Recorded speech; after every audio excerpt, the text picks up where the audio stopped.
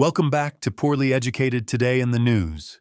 Grab your coffee, your beef jerky, and whatever government service still works, because we've got ourselves a whole buffet of chaos today.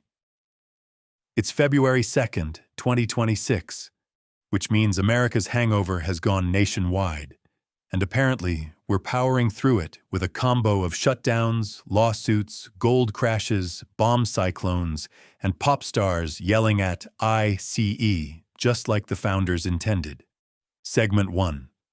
Shutdown Showdown and Chicago's ICE on notice. Now folks, Washington done shut itself down again. Not like a little shutting down either, no. The whole thing done popped like an overfed possum. The Senate passed a bill, the House said nah, and Speaker Mike Johnson is out here talking like he can fix everything by Tuesday. Buddy, I can't fix my truck by Tuesday. Meanwhile, Democrats are demanding federal agents actually wear IDs, which honestly should have been a rule back when we invented IDs. And then there's Chicago. Lord help us. Chicago passed an order telling their cops to watchdog federal agents. So now you got Chicago PD and ICE staring at each other like two raccoons fighting over the same garbage can. Only difference is raccoons don't sue each other afterward. Segment 2. The 75-country visa ban and the courtroom stampede. The administration slapped a visa ban on 75 countries, which is basically the diplomatic version of saying, nope, doors locked, go home. They say the ban is for public charge reasons, which is funny because I've met a lot of people in Washington who are a bigger public charge than anybody on that list. Lawsuits done popped up already in New York, and the plaintiffs ain't playing.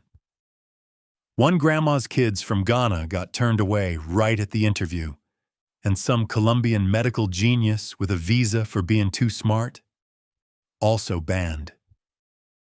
Imagine that. America finally gets somebody who can explain our cholesterol levels, and we tell him, sorry, buckle up, we're full. That's like smacking away a cheeseburger mid-bite. A tragedy. Segment 3. India, Russia, oil, tariffs, and whatever deal this ain't. So President Trump hopped on social media bragging about a big old trade deal with India, saying India's gonna stop buying Russian oil. India then basically said, boy, what are you talking about? They straight up denied the entire energy part. It's like breaking up with someone who didn't know y'all were dating, and somehow Venezuela's in this too, because apparently our big strategy now is, hey India, stop buying oil from Russia and buy it from the country we've been mad at for 10 years. It's like asking somebody to stop smoking and then handing them a cigar. Also, the U.S. Treasury says India already stopped buying Russian oil, which would be very important news. If India didn't immediately say that was also wrong.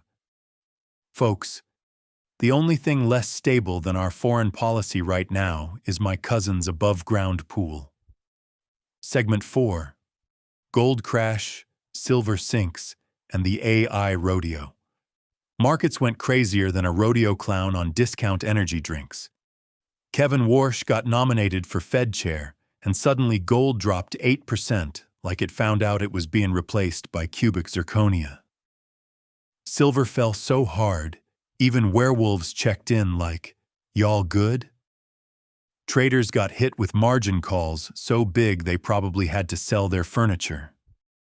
Meanwhile, Oracle announced a $50 billion fundraising plan, which is wild because the only time I ever raise $50 billion is when I'm playing Monopoly and cheat. And Nvidia? They're denying they're feuding with OpenAI, but the investment ain't hitting $100 billion anymore. Let's be honest, if you told me a single tech company was spending $100 billion, I'd assume they were buying the moon. Segment 5. Storms, space rockets, and snacks full of wildlife. We got a bomb cyclone hitting the East Coast. Up to 2 feet of snow, hurricane-force winds, and lawmakers stranded like someone unplugged Congress and plugged in a snow machine. Roads iced, flights canceled, and people in North Carolina seeing snow like it's an endangered species. And while we're stuck in the storm, NASA's loading up Artemis 2 with 700,000 gallons of rocket juice and blasting nitrogen through the ship so it don't explode. Which is comforting. Nothing says space safety like, make sure the air ain't flammable. Then we learned half our snacks got recalled because a warehouse had more rats and birds than a Disney movie. Coca-Cola, Pepsi, Advil, Gatorade, Cheerios, basically everything you buy when you're either sick, hungover, or watching football. FDA said there were rodents and birds everywhere. Buddy, if I wanted my snacks seasoned with wildlife, I'd just leave them on the porch.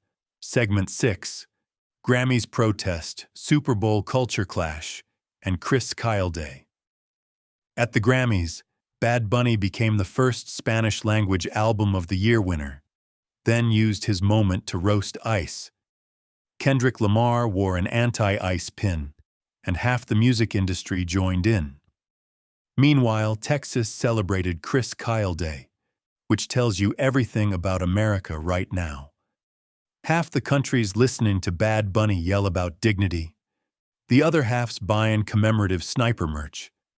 And Super Bowl 60 is coming with Bad Bunny headlining, which means halftime is going to be part concert, part political science class.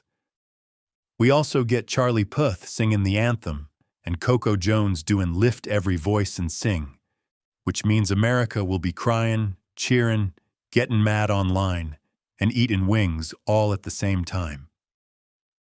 This country may be falling apart, but buddy, we're doing it with perfect choreography.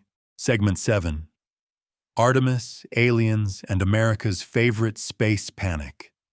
Now listen, before we wrap this up, we gotta talk about Artemis 2, because NASA is out here treating space like it's the world's most expensive backyard fireworks show. They're fueling this rocket with 700,000 gallons of liquid hydrogen, which is basically the universe's way of saying, try me. And they're flushing the whole thing with nitrogen so the astronauts don't get cooked like Waffle House hash browns. Meanwhile, half of America is watching this saying, man, if they can send folks to the moon again, why can't FedEx find my package? And I swear every time NASA says wet dress rehearsal, somewhere a politician panics because they think it's a scandal. But this mission matters. First crewed lunar trip in over 50 years. Last time we did this, gas was cheap, phones had cords, and nobody was argue-fighting online with strangers named Patriot Eagle 1776. If Artemis 2 launches smooth, America might finally unite over something, even if it's just yelling "don't blow up" at our TVs. In conclusion, February 2nd has gifted us shutdowns, lawsuits, economic panic, snowstorms, rocket science, Grammy rebellions, and rodent-flavored Pepsi. If chaos burned calories, we'd all be swimsuit models by now. But here at Poorly Educated, we'll keep walking y'all through it, one wild day at a time. Stay warm, stay sane, and if a warehouse offers you discounted snacks, maybe just say no.